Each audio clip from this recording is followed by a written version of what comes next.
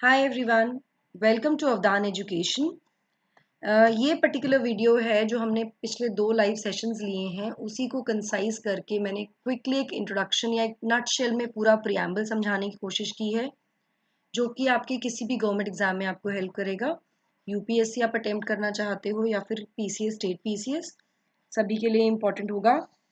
Before we move ahead, I would request you to subscribe to the channel and click the bell icon so that आपको notification मिलता रहे जैसे ही कोई video हम इस channel पे अपलोड करते हैं। तो आज ये क्लास होगी आपकी प्रियम्बल, जिसमें मैंने आपको नटशेल में नेक्स्ट 15 मिनट्स में आपको पूरा प्रियम्बल समझाने की कोशिश करूंगी बहुत क्विकली। पिछली क्लासेस में नोट्स नहीं दिए थे, लेकिन ये पर्टिकुलर लेक्चर आपको नोट्स के साथ मिलेगा। इसमें आपको मैं नोट्स भी प्रोवाइड करूंगी। चलिए, now the concept of preamble, जो आइडिया है हमारे प्रियम्बल का। प्रियम्बल क्या हुआ? प्रस्तावना हुई संविधान की। अभी जो आइडिया है प्रस्तावना का, ये आया कहाँ से? ओरिजिनल आइडिया कहाँ है? तो ये आइडिया जो हमने लिया है, ये अमेरिकन संविधान से लिया गया आइडिया है। The constitution of America has a preamble. तो हमने आइडिया ऑफ प्रियम्बल कहाँ से लिया? अमेरिका से लिया। हमारे प्रियम्बल का क्या सोर्स है? नेक्स्ट क्वेश्चन ये आता है कि हमने जो प्रियम्बल लिया है उसका सोर्स क्या है, उसकी लैंग्वेज कहाँ से आई है, या हमने उसको कैसे बनाया है। The concept idea is taken from America, लेकिन हमारा जो प्रियम्बल ड्राफ्ट किए हुआ है वो किससे ड्राफ्ट हुआ है? It is based on the objective resolution, उद्देश्य प्रस्ताव, जो कि किसके द्वारा लाया गया था? जो कि लाया गया था पंडित नेहरू द्वारा संविधान सभा के समक्ष 13 दिसंबर 1946 को, 1946, 13 दिसंबर 1946 को संविधान सभा का गठन हुआ। हम ये सब जानते हैं कि संविधान सभा वो बॉडी है जिसने कि हमारे संविधान का निर्माण किया है, करेक्ट। उसी सभा में 13 दिसंबर को Pandit Nehru brought this objective resolution, जिसका मेन रीजन क्या था कि उद्देश्य प्रस्ताव, उद्देश्य क्या होगा संविधान का, ठीक है। तो इसी ऑब्जेक्टिव रेजोल्यूशन पर बेस्ड है हमारा प्रियम्बल, हमारी प्रस्तावना, जिसको 22 जनवरी 1947 को निर्विरोध रूप से संविधान सभा ने पारित कर दिया था, करेक्ट। चलिए, now preamble as a concept, क्या है प्रियम्बल? प्रियम्बल को समझने के लिए या प्रस्तावना, जैसे कि इसका नाम भी बता रहे, शुरुआत, बिगनिंग, तो ये एक तरह का इंट्रोडक्शन होता है, एक प्रीफेस होता है किसी भी टेक्स्ट के साथ, ठीक है। अपने प्रियम्बल को हम समरी की तरह देख सकते हैं अपने संविधान की, कि जो भी महत्वपूर्ण चीजें संविधान में दी गई हैं, उल्लेखित हैं, उनको प्रिसाइजली प्रेजेंट किया गया है प्रियम्बल में, correct. Very important point. Number 2 important point is कि एक तरह से ये पूरा एक जो आइडियाज है, फिलॉसफी है, और जो पर्पस है इसका, उसके साथ साथ जो इंटेंशंस रही होगी फ्रेमर्स की, जिन्होंने हमारा संविधान का गठन किया, निर्माण किया, उनकी क्या इंटेंशन रही होगी संविधान को लेकर, वो सभी दर्शाता है हमारा प्रियम्बल या प्रस्तावना, जिसकी वजह से इसको एक रेफरेंस की तरह देखा जाता है सुप्रीम कोर्ट द्वारा, जब भी सुप्रीम कोर्ट इंटरप्रिटेशन करता है संविधान की, ठीक है। कुछ कुछ चीजें बहुत इंपॉर्टेंट, इनका ध्यान रखिएगा। इसमें आज तक केवल एक ही बार संशोधन किया गया है, 42वें संविधान संशोधन द्वारा 1946। इस 42वें संविधान संशोधन को मिनी कॉन्स्टिट्यूशन भी कहा जाता है, ये भी याद रखिएगा। ये भी स्टेट सर्विस में कई बार पूछ लेते हैं, कौन सा संविधान संशोधन है? तो 42वां संविधान संशोधन है, जिसके द्वारा 3 शब्दों को जोड़ा गया था, सोशलिस्ट, सेक्युलर और इंटीग्रिटी, राइट। समाजवाद, धर्मनिरपेक्ष और इंटीग्रिटी। टेक्स्ट, ये जो टेक्स्ट है हमारे जो प्रियम्बल है उसका, वो बहुत बहुत इंपॉर्टेंट है। उसमें हमें सीक्वेंस ऑफ दी वर्ड्स है वो याद रखनी होती है फॉर आवर एग्जाम्स, वो प्लीज आप याद रखिएगा, उस टेक्स्ट को पढ़िएगा। It starts from we the people of India here by adopt constitution 26 November 1949, goes like this, right. इसके बाद आ जाते हैं बेसिक इंग्रेडिएंट्स पे, क्या क्या चीजें इसमें दी गई हैं, क्या क्या इसमें बताया गया। सबसे पहले सोर्स ऑफ पावर या सोर्स ऑफ अथॉरिटी, जो हमारा संविधान है उसको अथॉरिटी, उसको अधिकार, उसको शक्ति कहाँ से मिली है? उसको शक्ति मिली है we the people of India, हम लोगों से, जनता द्वारा। इसका क्या मतलब हुआ? इसका सिंपल शब्दों में मतलब ये हुआ कि भारत देश ने ये संविधान किसी और के द्वारा नहीं निर्माण किया है, इसका निर्माण हमने स्वयं किया है। और डायरेक्टली ऑब्वियसली हम वहां प्रेजेंट नहीं थे, लेकिन हमारा रिप्रेजेंटेशन किसने किया? कॉन्स्टिट्यूएंट असेंबली ने, संविधान सभा ने। करेक्ट। संविधान सभा किससे बनी? By the people of India. तो इसका सोर्स ऑफ पावर या सोर्स ऑफ अथॉरिटी क्या हो गया? People of India. Nature of Indian state, अब जो देश है, भारत देश जो होगा, उसकी प्रकृति कैसी होगी, वो कैसा होगा, ये भी दिखाता है, ये भी दर्शाता है ये। तो कैसा होगा देश? सोशलिस्ट, समाजवादी, सेक्युलर, धर्मनिरपेक्ष, डेमोक्रेटिक, लोकतांत्रिक, रिपब्लिक, गणतंत्र, ये इसका स्वभाव होगा, या इसका ये एक तरह से नेचर ये होगा इंडियन स्टेट का। एक एक करके हम इसको समझेंगे भी। ऑब्जेक्टिव्स, किस उद्देश्य के साथ इसको बनाया गया है, क्या उद्देश्य है? तो उद्देश्य क्या है? इट स्पेसिफाइज जस्टिस, ये न्याय को दर्शाता है। ये लिबर्टी, आजादी को दर्शाता है। इक्वालिटी, बराबरी, समता, समानता को दर्शाता है। एंड फ्रेटर्निटी, भाईचारे को प्रदर्शित करता है। इसी को ये बनाए रखने के लिए, इस चीज को बनाए रखने के उद्देश्य से भी ये लाया गया है। Next very important point is date of adoption. इसको अंगीकृत या ग्रहण किस दिन किया गया, ये भी संविधान का जो प्रस्तावना है उसमें दी गई है, विच इज 26 नवंबर 1949, 26 नवंबर 1949 को इसको ग्रहण किया गया। लेकिन इम्प्लीमेंटेशन, इसको लागू कब किया गया? तो ये ध्यान रखिएगा, date of adoption is different from date of implementation. इसको लागू किया गया 26 जनवरी 1950। नेक्स्ट, कीवर्ड्स, इंपॉर्टेंट वर्ड जो संविधान की जो प्रस्तावना है उसमें दिए गए हैं। सबसे पहला शब्द आ जाता है आपका सॉवरेन। सॉवरेन यानी कि संप्रभु। हम संप्रभु हैं। संप्रभु से क्या मतलब हुआ? कि फुल कंट्रोल ऑफ पावर, हमारे पास हमारी शक्ति, अथॉरिटी का पूरा कंट्रोल है। हम एक इंडिपेंडेंट अथॉरिटी है, हम किसी के अधीन नहीं है, किसी के अधीन नहीं है। हम पूरी तरह से स्वतंत्र हैं अपने इंटरनल और एक्सटर्नल मैटर्स के संदर्भ में निर्णय लेने के लिए। भारत देश पूरी तरह से स्वतंत्र है ऐसे निर्णय को लेने के लिए। उसके अलावा जो भारत की मेंबरशिप है यूएन की, यूनाइटेड नेशंस ऑर्गेनाइजेशन की, वो किसी भी तरह से किसी भी प्रकार की कोई लिमिटेशन, बाध्यता नहीं स्थापित करती है हमारी सॉवरेनिटी पर। हमने ये अपनी मर्जी से ग्रहण की। करेक्ट। सोशलिस्ट, सोशलिस्ट का मतलब हुआ समाजवादी। समाजवादी शब्द जो है ये ओरिजिनली इसका भाग नहीं था प्रस्तावना का, इसको ऐड किया गया 42वें संविधान संशोधन अधिनियम 1976 द्वारा। तो जब हम समाजवाद की बात करते हैं, समाजवादी प्रक्रिया की बात करते हैं, तो हमें ये समझना होगा कि समाजवाद का जो कॉन्सेप्ट है, ये कॉन्सेप्ट है एक्सट्रीम कॉन्सेप्ट, जो कि आर्थिक आधार पर, कार्ल मार्क्स की जो आर्थिक जो आधार है उसके आधार पे सोशलिज्म आया।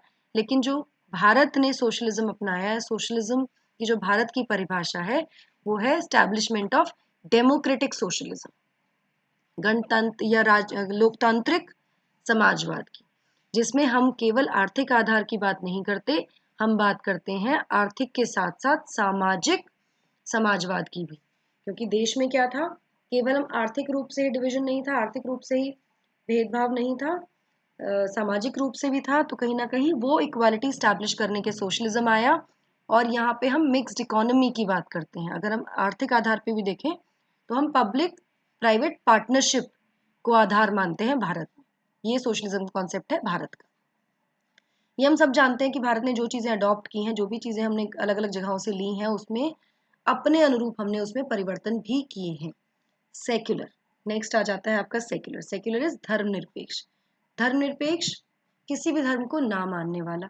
अब ये शब्द भी भारत के संविधान जो प्रस्तावना है उसमें नहीं दिया गया था, और देखा जाए तो हम ये कह सकते हैं कि ज़रूरत भी नहीं थी इसको देने की, क्योंकि भारत का जो संविधान है उसमें जो फंडामेंटल राइट्स हैं हमारी, उसमें आर्टिकल 25 से 28 जो है वो राइट टू फ्रीडम देता है।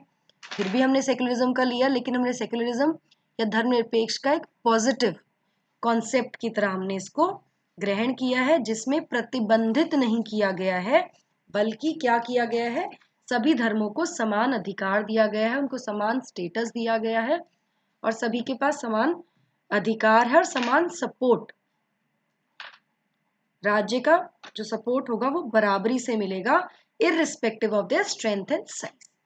ठीक है, तो ये हमने पॉजिटिव कॉन्सेप्ट लिया है, प्रतिबंधित ना करते हुए हमने सबको समान अधिकार देने के लिए सेकुलर या धर्मनिरपेक्ष भारत को बनाया है। भारत राज्य का कोई धर्म नहीं है। Next is your democratic, which means democracy क्या होता है, a government of the people, by the people, for the people, ये हम सब जानते हैं। तो जब हम डेमोक्रेसी की बात करते हैं तो हमें समझना होता है कि डेमोक्रेसी दो तरह से हो सकती है। लोकतंत्र जो है वो दो प्रकार का होता है, direct democracy and indirect democracy. Direct लोकतंत्र जहाँ पे लोग डायरेक्टली राज करते हैं, जिसमें कि आपका रेफरेंडम आ जाता है, जिसमें लोग जो प्रॉपर लेजिस्लेशन है वो इलेक्टोरेट के पास जाता है, डायरेक्ट वोट होती है उसमें। उसके बाद इनिशिएटिव आ जाता है, जिसमें जो जो लोग हैं वो लेजिस्लेचर को बिल प्रपोज करते हैं इनैक्टमेंट के लिए, लागू करने के लिए। फिर आ जाता है रिकॉल, जिसमें कि जो रिप्रेजेंटेटिव है, जिसको वोट करके बैठाया गया है, रिप्रेजेंटेशन में दिया गया है, उसको वोट करके हटाया जा सकता है उसके टर्म खत्म होने से पहले। उसके बाद आता है आपका प्लेबिसाइड। इसमें क्या होता है, ये ऐसा मेथड है जिसमें लोगों का ओपिनियन लिया जाता है। तो डायरेक्ट डेमोक्रेसी इसको कहेंगे। लेकिन अगर हम भारत की बात करें तो हम एक इनडायरेक्ट डेमोक्रेसी है, क्योंकि हम रिप्रेजेंटेटिव गवर्नमेंट की बात करते हैं। तो इनडायरेक्ट डेमोक्रेसी दो टाइप की होती है, एक पार्लियामेंट्री होती है और एक प्रेसिडेंशियल टाइप होती है। पार्लियामेंट्री का एग्जाम्पल इंडिया ले लीजिए, हम इंडिया को ले लेते हैं, और presidential is your America, right.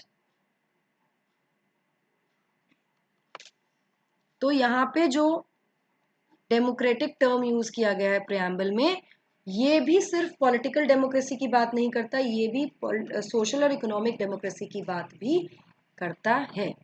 Social economic लोकतंत्र की बात भी हम यहाँ पर करते हैं। तो इंडिया में कैसी डेमोक्रेसी है, it's an indirect democracy which is in the form of parliamentary government. ठीक है, चलिए next year the word is Republic. Republic गणतंत्र। अब जब हम एक डेमोक्रेटिक पॉलिटी है, राज्य है, लोकतांत्रिक व्यवस्था है सरकार की, उसको अगर हम क्लासिफाई करेंगे तो उसको दो तरह की कैटेगरीज में क्लासिफाई किया जा सकता है, मोनार्की, राजा का शासन, और रिपब्लिक। करेक्ट। तो हमारा जो रिपब्लिक है, जो हमारे संविधान में, हमारे प्रस्तावना में दिया गया है, उसका उससे इंडिकेट होता है कि भारत का एक इलेक्टेड हेड होगा, जो जिसका क्या नाम होगा, जिसको कहेंगे हम प्रेसिडेंट, राष्ट्रपति। और इसका इलेक्शन जो होगा ये एक इनडायरेक्ट इलेक्शन होगा और एक फिक्स्ड पीरियड के लिए होगा, 5 साल के फिक्स्ड पीरियड के लिए इनका निर्वाचन होगा। मोनार्की में क्या होता है, जो हेड ऑफ द स्टेट होता है, राज्य का जो प्रमुख होता है वो राजा होता है, और हेरिडिटरी के आधार पे ये पोजीशन चेंज होती रहती है। Republic, very important, head of the state is always elected directly और indirectly and also for a fixed period, right. Justice, very very important. Next is justice. हमारी प्रस्तावना न्याय की बात भी करती है।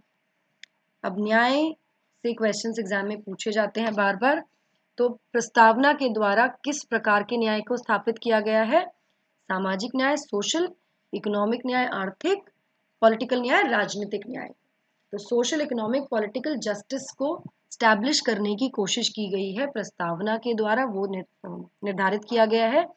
और इसको इम्प्लीमेंट करने के लिए जब हम सोशल इकोनॉमिक जस्टिस की इम्प्लीमेंटेशन की बात करते हैं तो वो इम्प्लीमेंटेशन होता है डीपीएसपी द्वारा, भाग 4 द्वारा, और पॉलिटिकल जस्टिस फंडामेंटल राइट द्वारा, भाग 3 द्वारा। देखिए यहाँ पे मैं आपको क्विकली रिवाइज करवा रही हूँ, ये सब चीज़ें मैं अपने प्रीवियस लेक्चर में बहुत डिटेल में समझा चुकी हूँ। आई होप आप वो कंटिन्यूशन में देखेंगे तो आपको ये रिविजन क्विकली हो जाएगा। अब जो आइडिया है जस्टिस का वो हमने कहाँ से लिया है? The idea is taken from the Russian revolution of 1917। Social justice, सभी किसी प्रकार का भेदभाव ना होना। इकोनॉमिक जस्टिस, सभी को अपॉर्चुनिटीज इक्वल मिलना, है ना। उसके अलावा सभी के पास समान अधिकार होना। और ठीक है, पॉलिटिकल जस्टिस किस में क्या आ जाएगा? पॉलिटिकल जस्टिस में राजनीतिक न्याय की बात हो गई, सबको वोट करने का अधिकार होगा। यूनिवर्सल अडल्ट फ्रेंचाइज है, 18 साल की आयु प्राप्त करने के बाद आप वोट कर सकते हो भारत देश में, अगर आप भारत के नागरिक हो तो। साथ ही आप किसी भी सार्वजनिक पद के लिए, पब्लिक पोजीशन के लिए एलिजिबल हो जाते हो। Correct. Next is liberty, freedom. तो हमारे यहाँ इसकी बात भी की गई है। तो freedom of religion and expression, हम कैसे अपने धर्म को, हमारा क्या मोड है, हम कैसे उसको प्रदर्शित करना चाहते हैं, हम क्या मानना चाहते हैं, ये हमारा अपना चॉइस होता है। साथ ही हम एक्सप्रेस कर सकते हैं अपने थॉट्स को एंड बिलीव्स, हम उन्हें प्रदर्शित भी कर सकते हैं। पर ये जो फ्रीडम्स हैं ये एब्सोल्यूट नहीं है, ये संपूर्ण नहीं है, बट ये क्वालिफाइड है। मतलब इन पर रोक या प्रतिबंध लगाया जा सकता है। तो ये जो फ्रीडम या लिबर्टी प्रियम्बल में दी गई है और इसी के साथ साथ फंडामेंटल राइट्स में जो दी गई है, they are not absolute but they are qualified in nature. Next is your equality, समानता का अधिकार। तो यहाँ भी आप आर्टिकल 14-15 हम देखेंगे तो उसमें आ जाता है हमारा इकोनॉमिक क्वालिटी। इकोनॉमिक इक्वालिटी आपकी कहाँ आ जाती है? डीपीएसपीज में आ जाती है ना। सिविक और पॉलिटिकल आपकी फंडामेंटल राइट्स के थ्रू है। करेक्ट। तो बराबरी, समानता का अधिकार दिया गया है। आर्टिकल 14-15 आप पढ़ेंगे तो आपको इसमें समझ में आ जाएगा। राजनीतिक रूप से भी आपको बराबरी है, आपको बराबरी सेम अपॉर्चुनिटीज दी जाएगी, अपनी क्षमताओं के अनुरूप आप उसको अपनी जो भी पोजीशन आप लेना चाहते हो, जो भी पद आप ग्रहण करना चाहते हो, कर सकते हो। सभी को अवसर की समानता प्रदान की जाएगी जब हम इक्वालिटी ऑफ इकोनॉमिक इक्वालिटी की बात करते हैं। तो हमें याद रखना है जस्टिस कितने प्रकार का है? Social, economic, political. Equality is civic, political and economic. आपको कोई भी डाउट्स हो, कंफ्यूजन हो तो आप मुझे कमेंट सेक्शन में कमेंट कर सकते हैं। I will come up with the answers also then and there. Next comes your fraternity. Fraternity is भाईचारा, ब्रदरहुड। फ्रेटर्निटी की जब हम बात करते हैं तो फ्रेटर्निटी केवल देश की अखंडता, एकता के लिए ही नहीं है, ये कहीं ना कहीं हमारी फंडामेंटल ड्यूटीज के द्वारा भी हमें इसको लागू करने का दर्शाया गया है कि हमारी जिम्मेदारी है कि हम देश में हार्मनी, भाईचारा, ये सब बढ़ाएं, डिविजन्स ना हो, भेदभाव ना हो। क्लियर। इसके साथ साथ हम देखें, अगर हम फ्रेटर्निटी या भाईचारे को समझने का जो तरीका है या जो हम देख सकते हैं, वो हमारा जो सिंगल सिटीजनशिप है, हम सभी भारत के नागरिक है ना, एकल नागरिकता का जो प्रावधान है वो भी ये दर्शाता है। और साथ साथ प्रियम्बल में फ्रेटर्निटी द्वारा दो चीजों को स्थापित करने की बात भी की गई है। एक तो dignity of an individual and unity and integrity of the nation, देश की एकता और अखंडता। करेक्ट। इसमें इंटीग्रिटी शब्द जो है ये ओरिजिनली प्रियम्बल का पार्ट नहीं था, इसको भी 42वें संविधान संशोधन अधिनियम द्वारा, 42nd कॉन्स्टिट्यूशन अमेंडमेंट एक्ट द्वारा ऐड किया गया है प्रियम्बल। करेक्ट। आई होप ये क्विकली आपको समझ में आया होगा। अब प्रियम्बल के बारे में किस किस ने क्या क्या कहा है वो भी क्विकली देख लेते हैं। Identity card of the constitution है, नेपाल वाला ने इसको बोला है। और scope of sovereign democratic republic by K M. Munshi. K M. Munshi ने इसको हॉरोस्कोप की तरह, कुंडली की तरह कहा है अपने सॉवरेन डेमोक्रेटिक रिपब्लिक। कंफ्यूज मत होइएगा, सोशलिस्ट सेक्युलर इस समय यहाँ पर एडेड नहीं थे, ओरिजिनली कहा गया था प्रियम्बल को। 42वें संविधान संशोधन से सोशलिस्ट और सेक्युलर ऐड हुए। करेक्ट। इसलिए sovereign democratic Republic which is the state, है ना, द स्टेट ऑफ इंडिया, यही था ना पहले तो। चलिए, now there are two important cases जो हमें समझने जरूरी हैं इस प्रियम्बल को कंप्लीट समझने के लिए। First is preamble as a part of the constitution, संविधान का भाग है या नहीं है प्रस्तावना, इसको लेकर बहुत सारा संशय रहे। तो इसके लिए पहला वाद आया बेरोबारी वाद, 1960 का ये केस था, जिसमें सुप्रीम कोर्ट ने कहा कि प्रियम्बल जो है एक तरह का जनरल पर्पस और प्रोविजंस बताता है, और ये एक तरह से जो माइंड है मेकर्स का, है ना, उसकी चाबी है कि वो उनका सोच क्या थी। करेक्ट। लेकिन ये प्रियम्बल का भाग नहीं है, not a part of the constitution. साथ साथ कहा कि बहुत महत्वपूर्ण है समझने के लिए, लेकिन ये भाग नहीं है। उसी के साथ उसके बाद फिर कुछ क्वेश्चंस उठे। तो 1973 के केस में, केशवानंद भारती केस 1973 का जो केस आया, इस केस में और साथ में एक LIC ऑफ इंडिया का केस था 1995 का, इस केस में सुप्रीम कोर्ट ने अपने प्रीवियस जजमेंट को, प्रीवियस जो ओपिनियन था उसको रिजेक्ट किया और कहा कि संविधान का भाग है हमारी प्रस्तावना, एक अभिन्न भाग की तरह इसको इस केस में देखा गया। तो बेरोबारीवाद में इसको भाग नहीं माना गया था, लेकिन ये कहा गया था कि ये चाबी है उनके जो निर्माता थे संविधान के, उनके दिमाग की, उन्होंने क्या सोचा था। लेकिन केशवानंद भारती केस में सुप्रीम कोर्ट ने इसको रिवाइज किया और कहा कि प्रियम्बल जो है संविधान का भाग है, और साथ साथ ये भी कहा कि प्रियम्बल ना तो सोर्स ऑफ पावर है लेजिस्लेचर को, करेक्ट, ये जो हमारी विधायिका है उसको पावर नहीं देता है, उसके उसके अधिकार, पावर का, शक्ति का स्रोत नहीं है, और ना ही ये इसको प्रतिबंधित कर सकता है। करेक्ट। दूसरी इंपॉर्टेंट चीज, इट इज नॉन जस्टिसेबल, ये गैर न्यायोचित है, इसमें दिए गए जो प्रोविजंस हैं उनको कोर्ट के द्वारा इन्फोर्स नहीं कराया जा सकता। राइट, ये भी इसी केस में देखा गया। नेक्स्ट क्वेश्चन उठा अमेंडेबिलिटी ऑफ द प्रियम्बल।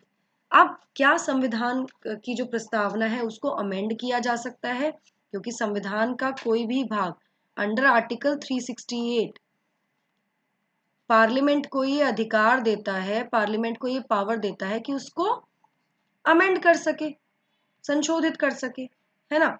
अब क्वेश्चन ऑफ अमेंडमेंट का अगर आए तो अब हम क्या कहेंगे, तो केशवानंद भारती केस में ही सुप्रीम कोर्ट ने कहा कि क्योंकि जो प्रस्तावना है ये भी संविधान का एक भाग है, तो पार्लियामेंट, संसद के पास आर्टिकल 368 के द्वारा जो दी गई अधिकार है उसके द्वारा इसको अमेंड या संशोधित किया जा सकता है। लेकिन इसी जजमेंट में एक बहुत इंपॉर्टेंट कॉन्सेप्ट आया, बेसिक फीचर्स या basic structure of the constitution, इसको अमेंड नहीं किया जा सकता।